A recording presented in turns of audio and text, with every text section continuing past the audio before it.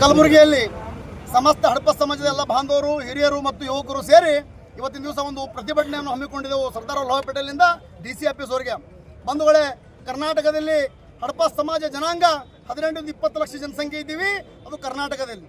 ಇಲ್ಲಿವರೆಗೂ ಕೂಡ ನಮ್ಮ ಸಮಾಜ ಆರ್ಥಿಕವಾಗಿ, ಶೈಕ್ಷಣಿಕವಾಗಿ, ರಾಜಕೀಯವಾಗಿ ಮತ್ತು ಸಾಮಾಜಿಕವಾಗಿ ಮೇಲೆ ಎತ್ತಕ್ಕಂಥ ಕೆಲಸ ಯಾವ ಸರ್ಕಾರ ಕೂಡ ಬಂದರೂ ಮಾಡಿಲ್ಲ. ಇವತ್ತಿನ ದಿವಸ ಈ ಮಾಧ್ಯಮದ ಮುಖಾಂತರ ಈಗ ನಾನು ಹೇಳಕ್ಕೆ ಇಚ್ಛೆ ಪಡ್ತೀನಿ ಅಂದರೆ, ಇವಾಗ ನಡೆಯುತ್ತಂತಹ ಚಳಿಗಾಲ ಅಧಿವೇಶನ ಬೆಳಗಾವಿಯಲ್ಲಿ, ಆ ಬೆಳಗಾವಿಯಲ್ಲಿ ನಮ್ಮ ಹಡಪ ಸಮಾಜದ ನಾನಾ ಬೇಡಿಕೆಗಳ ಕುರಿತು ಚರ್ಚೆ ಆಗಬೇಕು. ಯಾಕಂದರೆ ನಮ್ಮ ಸಮಾಜ ಇವತ್ತು ಚೌರ ವೃತ್ತಿಯನ್ನು ನಂಬಿ ಮಾಡ್ತಕ್ಕಂಥ ಕೆಲಸ, ಇವು ಚೌರಿಕರಾಗಿ ಇವತ್ತು ನಾವು ಮಾಡ್ತಕ್ಕಂಥ ಕೆಲಸ ಎಂಥದಪ್ಪ ಅಂದರೆ ಬಹಳ ಎರಡನೇ ತಾಯಿಯಾಗಿ ಮಾಡ್ತಕ್ಕಂಥ ಸೇವೆಯನ್ನು ಈ ಚೌರಿಕ ಸಮಾಜ, ಹಡಪ ಸಮಾಜ ಮಾಡ್ತದೆ.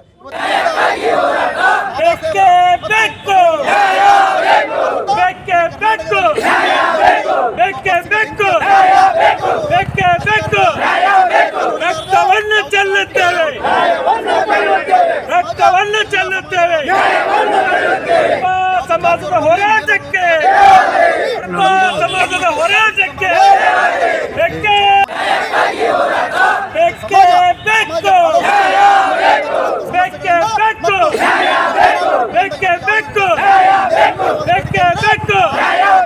ರಕ್ತವನ್ನು ಚೆಲ್ಲುತ್ತೇವೆ, ರಕ್ತವನ್ನು ಚೆಲ್ಲುತ್ತೇವೆ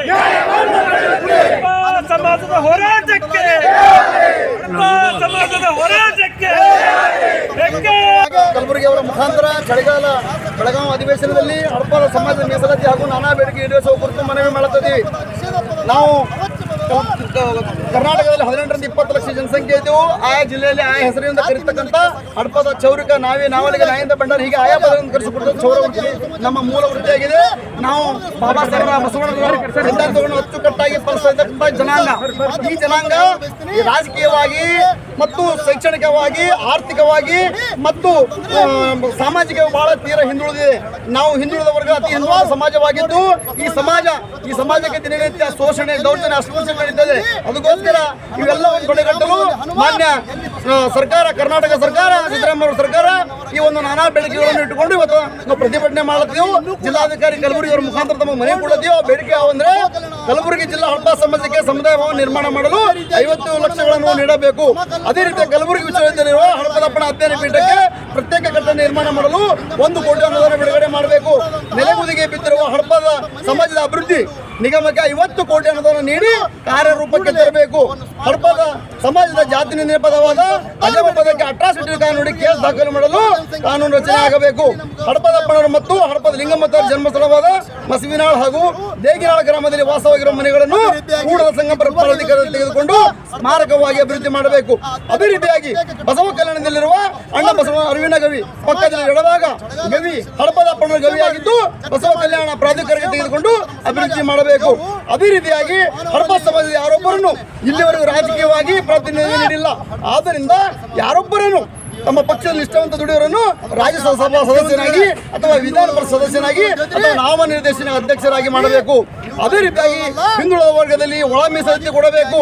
ಈ ಸಮಾಜ ಬಹಳ ಒಂದು ಕುಂಠಿತ ಸಮಾಜದ, ಈ ಸಮಾಜಕ್ಕೆ ಹಿಂದುಳಿದ ಒಳ ಮೀಸಲಾತಿ ಕೊಡಬೇಕು ಅಥವಾ ಪರಿಶಿಷ್ಟ ಜಾತಿಗೆ ಸೇರಿಸಬೇಕಂಗೆ ತಮ್ಮಲ್ಲಿ ಹೊಂದಿಸುತ್ತೇನೆ.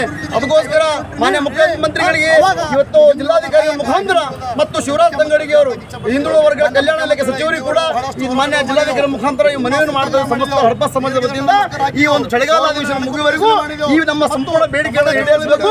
ಒಂದು ವೇಳೆ ಈಡೇರಿಸಲಪ್ಪ ಅಂದ್ರೆ ಬರ್ತಕ್ಕಂಥ ದಿನದಲ್ಲಿ ನಮ್ಮ ಸಮಾಜ ಏನದಪ್ಪ ಅಂದ್ರೆ ನಿಮ್ಮ ವಿರುದ್ಧ ಹೋರಾಟ ಮಾಡೋದನ್ನು ಹೊಣೆ ಆಗ್ಬೇಕಾಗ್ತದೆ.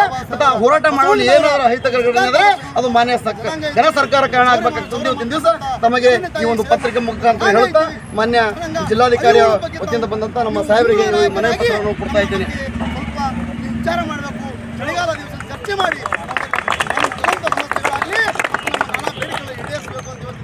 ಒತ್ತಾಯ ಮಾಡ್ತೀನಿ ಮಾಧ್ಯಮದ ಮುಖಾಂತರ.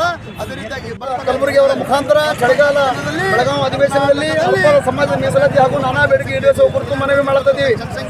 ನಾವು ಕರ್ನಾಟಕದಲ್ಲಿ 18-20 ಲಕ್ಷ ಜನಸಂಖ್ಯೆ ಇದ್ದೆವು. ಆಯಾ ಜಿಲ್ಲೆಯಲ್ಲಿ ಆಯಾ ಹೆಸರಿನಿಂದ ಕರೀತಕ್ಕಂಥ ಹಡಪದ ಚೌರಿಕ ನಾವಿ ನಾವಲಿಗೆ ನಾಯಿಂದ ಬಂಡಾರ ಹೀಗೆ ಆಯಾ ಪದಗಳನ್ನು ಕರೆಸಿಕೊಡುವುದು ಚೌರ ವೃತ್ತಿ ನಮ್ಮ ಮೂಲ ವೃತ್ತಿಯಾಗಿದೆ. ನಾವು ಬಾಬಾ ಸಾಹೇಬರ ಬಸವಣ್ಣನವರ ಸಿದ್ಧಾಂತವನ್ನು ಅಚ್ಚುಕಟ್ಟಾಗಿ ಪಾಲಿಸುವುದರಿಂದ ಕೂಡ ಈ ಜನಾಂಗ ಈ ರಾಜಕೀಯವಾಗಿ ಮತ್ತು ಶೈಕ್ಷಣಿಕವಾಗಿ ಆರ್ಥಿಕವಾಗಿ ಮತ್ತು ಸಾಮಾಜಿಕ ಬಹಳ ತೀರ ಹಿಂದುಳಿದಿದೆ.